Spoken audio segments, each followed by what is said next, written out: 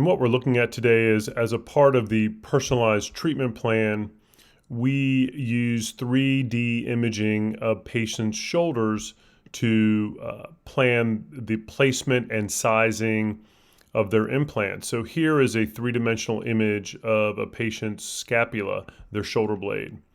And when we look over here to the side, we can look at their normal anatomy, and they've got 13 degrees and it says glenoid inclination. So what that means is the socket or the glenoid on the shoulder blade or the scapula is tilted. You see here it's tilted to the right.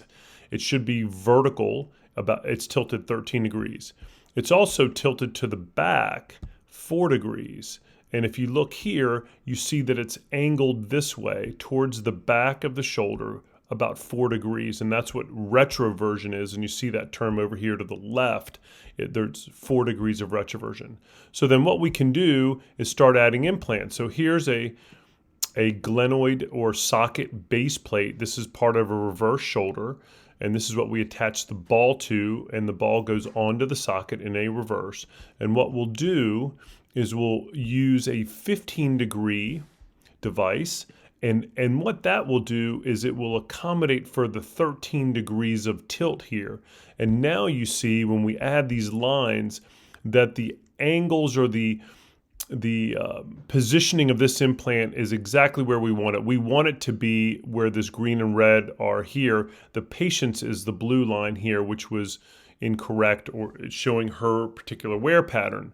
So now we've got this new base plate in a great position down the middle of the bone and tilted normally. And then you can also see if we add the ball there that it looks like that's in a really good position as well. So I really like this, and it's incredibly helpful in making sure that I place patients' implants in the correct position. So that's one of the biggest parts of this personalized treatment plan for precision shoulder, and let us know if you have any questions, and we're certainly happy to discuss your shoulder with you in the office. Thanks.